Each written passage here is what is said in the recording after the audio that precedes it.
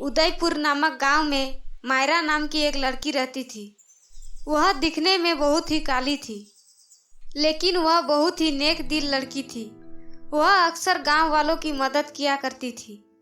मायरा के माता पिता उसके शादी को लेकर बहुत ही चिंतित रहते थे, क्योंकि काले रंग की वजह से कोई लड़का उससे शादी करना नहीं चाहता था। उसी गांव के पास एक जंगल में एक जादुई लिपस्टिक का पेड़ था। उस पेड़ के चारों तरफ कटीली दीवार थी। उस पेड़ की लिपस्टिक जो भी लड़की अपनी होठों पर लगाती वह बहुत ही सुंदर बन जाती थी। लेकिन वह जादुई लिपस्टिक का पेड़ बहुत ही घमंडी था। वह अपनी पेड़ की लिपस्टिक सिर्फ खूबसूरत और अमीर लड़कियों को ही देता था। जब भी कोई बदसूरत और गरीब लड़की उस पेड़ की लिपस्टिक को लेने आती तो वह उसे डांट कर भगा देती थी। जब ये बात मायरा को पता चली तब जंगल में उस पेड़ के पास मदद मांगने जा पहुंची और जादुई पेड़ के पास जाकर बोली, जादुई लिपस्टिक का पेड़, मेरी मदद करो, कृपा करके अपनी एक लिपस्टिक मुझे दे दो। मायरा को देखते ही जादुई पेड़ को बहुत गुस्सा आ गया और वह बोला, ए लड़की, तेरी हिम्मत कैसे हुई यहाँ आने की? चल भाग। जादुई पेड़, मैं तुम्हारे पास बड़ी आस लेकर आई हूँ। देखो मैं कितनी बदसूरत हूँ, जिस वजह से मेरी शादी नहीं हो पा रही है। जो भी लड़का मुझे देखने आता है मुझे देखते ही मना कर देता है। मेरे माता पिता मेरी शादी को लेकर बहुत चिंतित है। प्लीज़ प्लीज़ मुझे अपनी एक लिपस्टिक दे दो, जिसे लगाकर मैं खूबसूरत बन जाऊं, ताकि मेरी शादी हो सके। ए लड़की, मैं तुम्हें ये जादुई लिपस्टिक नहीं दे सकती। मैं इसे सिर्फ अमीर और खूबसूरत लड़कियों को ही देती हूँ, समझी? तुम जैसी गरीब को नहीं। मायरा जादुई लिपस्टिक के सामने बहुत विनती करती है, लेकिन उस घमंडी जादुई लिपस्टिक के पेड़ को थोड़ी भी दया नहीं आती। तभी वहाँ एक सुंदर लड़की आई और बोली, जादुई पेड़, मैं जमींदार की बेटी हूँ। मैं तुमसे लिपस्टिक लेने आई हूँ ताकि मैं और भी ज़्यादा खूबसूरत दिख सकूँ। हाँ हाँ, क्यों नहीं, तुम जितनी चाहो उतनी लिपस्टिक यहाँ से ले जा सकती हो। इतना कहते ही जादुई लिपस्टिक की दीवार गायब हो गई और वह लड़की ढेर सारी लिपस्टिक लेकर वहाँ से जाने लगी। उसे जाते देख मायरा मन ही मन सोचने लगी, ये लड़की जमींदार की बेटी कैसे हो सकती है? जमींदार की तो कोई बेटी ही नहीं है। उनका तो एक बेटा है। मुझे इसका पीछा करना चाहिए। जरूर दाल में कुछ काला है। इतना कहकर मायरा उस लड़की का पीछा करने लगी। काफी दूर जाने के बाद वो लड़की जंगल में बनी एक गुफा के अंदर चली गई। ये देख मायरा सोच में पड़ गई, ये इस गुफा में क्या करने जा रही है? आखिर माजरा क्या है? चलो चलकर देखती हूँ। ये कहकर मायरा गुफा के अंदर चुपके से चली जाती है। तभी वो खूबसूरत लड़की डरावनी चुड़ैल में बदल जाती है।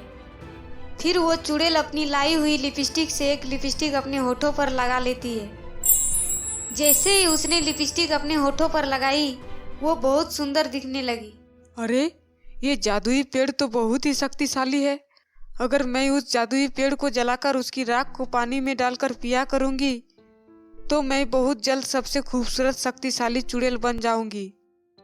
उस चुड़ैल की बात सुनकर मायरा सुन्न रह गई। अरे ये क्या? ये तो कोई दुष्ट चुड़ैल है। मुझे किसी भी तरह पेड़ को बचाना होगा। मैं अभी जाकर जादुई पेड़ को सावधान कर देती हूँ। उसके बाद तुरंत मायरा जादुई पेड़ के पास जाकर सारी बातें बताती है। मुझे तेरी किसी भी बात पर विश्वास नहीं है। तू चली जा यहाँ से।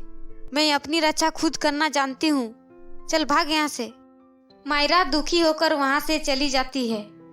फिर अगली सुबह चुड़ैल उस पेड़ को काटने के लिए कुल्हाड़ी लेकर आती है। चुड़ैल को देख जादुई पेड़ घबरा गई।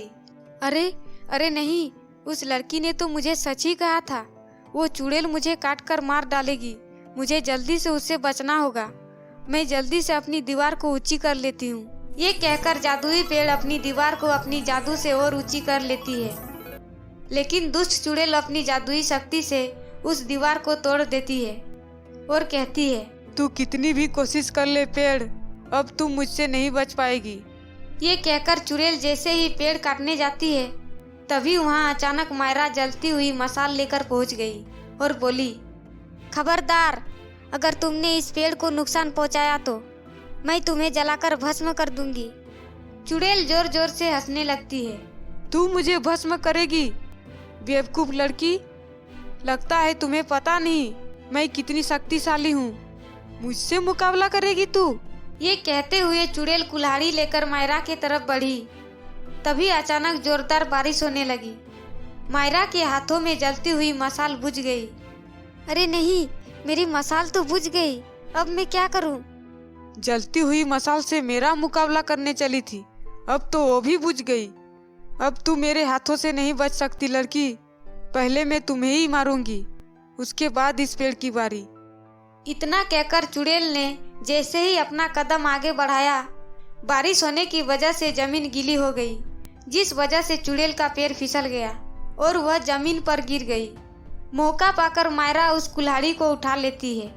उसके बाद मायरा उस कुल्हाड़ी से चुड़ैल के दोनों हाथ काट देती है।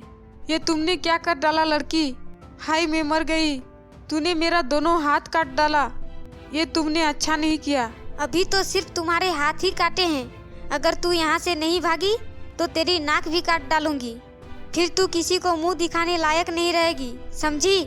मायरा की बातें सुनकर दुष्ट चुड़ैल वहाँ से डर से भाग जाती है।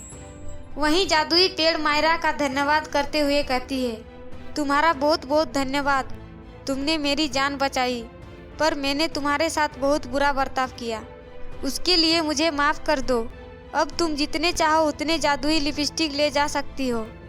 जादुई पेड़ की बात सुनकर मायरा बहुत खुश हो जाती है। फिर वो पेड़ को धन्यवाद कर जादुई लिपस्टिक लेकर खुशी खुशी घर आ जाती है। घर आकर उसने जादुई लिपस्टिक अपने होठों पर लगाई। जादुई लिपस्टिक लगाते ही वह एक परी की तरह सुंदर दिखने लगी। अपनी बेटी का इतना सुंदर रूप देख मायरा के माता पिता बहुत खुश हुए। फिर कुछ दिन बाद मायरा के लिए एक बहुत ही अच्छे घर से रिश्ता आया। उसके बाद मायरा की शादी उसके माता पिता बड़ी धूमधाम से करते हैं। फिर मायरा अपने पति के साथ हंसी खुशी रहने लगी।